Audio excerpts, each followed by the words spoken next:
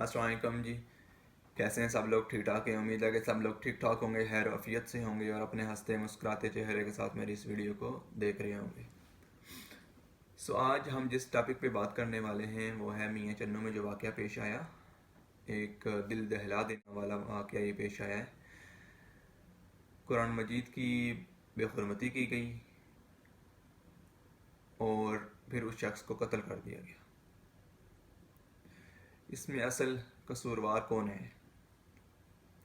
ابھی تو ثانیہ جو سیالکوٹ ہوا تھا سب لوگوں کو معلوم ہے اس کا، ابھی تو اس کا غم دور نہیں ہوا تھا، ابھی تو وہ جو معاملہ تھا وہ سال آؤٹ نہیں ہوا تھا، تو ایک نیا واقعہ درپیش آ گیا۔ یہ حقیقت یہ ہے کہ ہم لوگوں کو دین کی نہ سمجھی، دینی احکامات کی نہ سمجھی اور دینی مسائل کو نہ سیکھنا سب سے جو اہم مسئلہ ہے وہ یہ ہے۔ اور اس سے بڑا مسئلہ یہ ہے کہ ہماری گورنمنٹ، جب تک ہماری گورنمنٹ مجرموں کو حقیقی طور پہ سر عام سزائیں نہیں دے گی تب تک یہ تو الگ واقعہ ہے، اس کے علاوہ بہت سارے ایسے واقعات ہیں وہ اسی طرح رونما ہوتے رہیں گے۔ تب تک جرائم پہ جو ہیں وہ اس پہ کنٹرول نہیں کیا جائے گا جب تک ہم سزاؤں پہ عمل نہیں کریں گے۔ بتایا جا رہا ہے کہ جس شخص نے یہ بے حرمتی کی ہے وہ شاید مسجد میں داخل ہوا، اس نے قرآن مجید کو لیا اور اس کو جلا دیا، اور جو اس کے لواحقین ہیں مقتول کے اور اہل علاقہ کی طرف سے یہ بتایا جا رہا ہے کہ وہ جو شخص تھا وہ ذہنی طور پہ ٹھیک نہیں تھا، وہ ایک پاگل شخص تھا، اس نے ایسا عمل کیا۔ وہ شاید یہ بھی بتایا جا رہا ہے کہ وہ جو شخص تھا وہ اپنے علاقہ میں آگے پیچھے بھی مانگا کرتا تھا، اپنے معذور ذہنی توازن ٹھیک نہ ہونے کی وجہ سے، مطلب وہ اس محلے میں اور شہر میں گھومتا رہتا تھا اور اس کی اپنی ذہنی معذوری کی وجہ سے اس کے کچھ عرصہ پہلے بیوی اور اس کے بچے بھی اس کو چھوڑ کے جا چکے تھے۔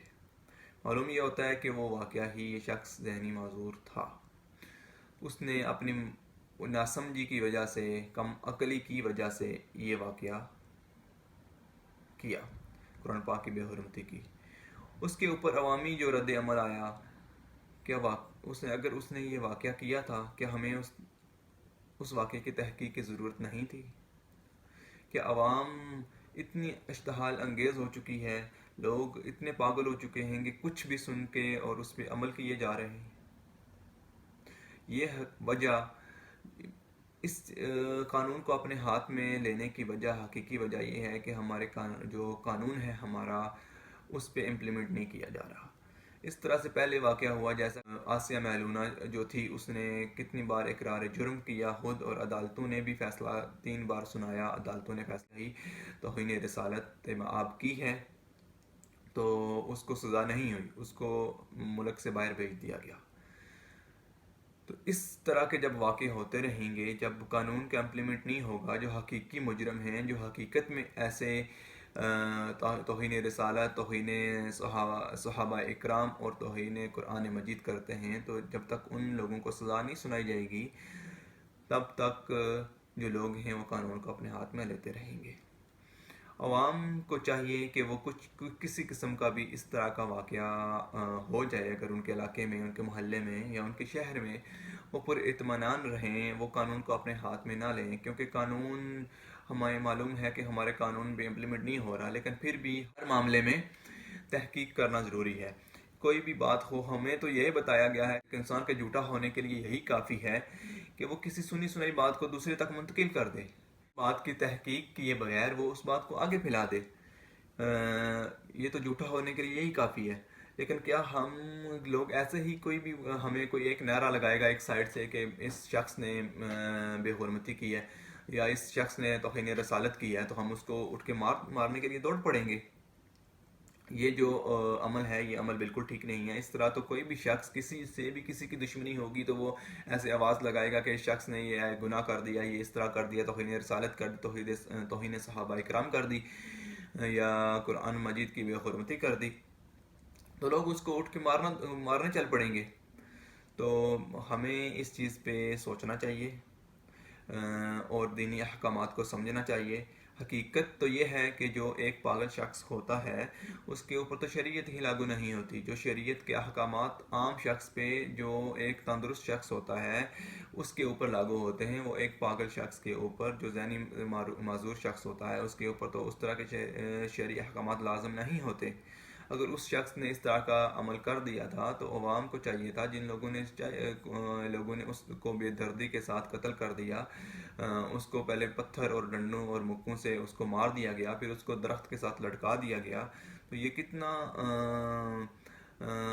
برا واقعہ ہے. اس طرح کے واقعات کو ہمیں کنٹرول کرنا چاہیے اور حکومت کو چاہیے. حکومت جب تک یہ اس طرح کا کوئی واقعہ پیش آ جاتا ہے تو اس کے بعد وہ نوٹس لے لیتی ہے. جی ہمارے وزیر اعلیٰ صاحب نے نوٹس لے لیا، ہمارے جو وزیر اعظم صاحب ہیں انہوں نے کہا کہ ہم آہنی ہاتھوں سے نپٹیں گے.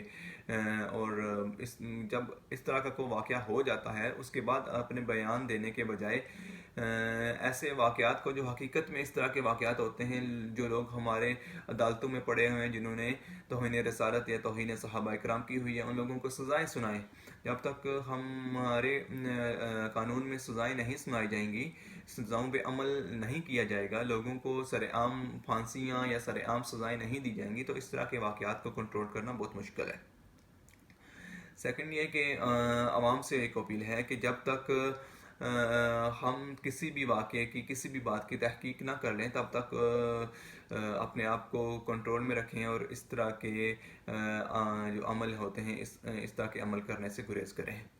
سو گائز، اپنا بہت سارا خیال رکھیے گا، دعاؤں میں یاد رکھیے گا اور کوشش کیجیے گا کہ جتنا ہو سکے، جتنا زیادہ ہو سکے دین کو سیکھیں، دینی احکامات کو سیکھیں اور دینی مسائل کو سیکھیں. یہ دینی مسائل کو نہ سیکھنے کی کمی کی وجہ سے اس طرح کے واقعات جو ہیں وہ پیش آتے ہیں.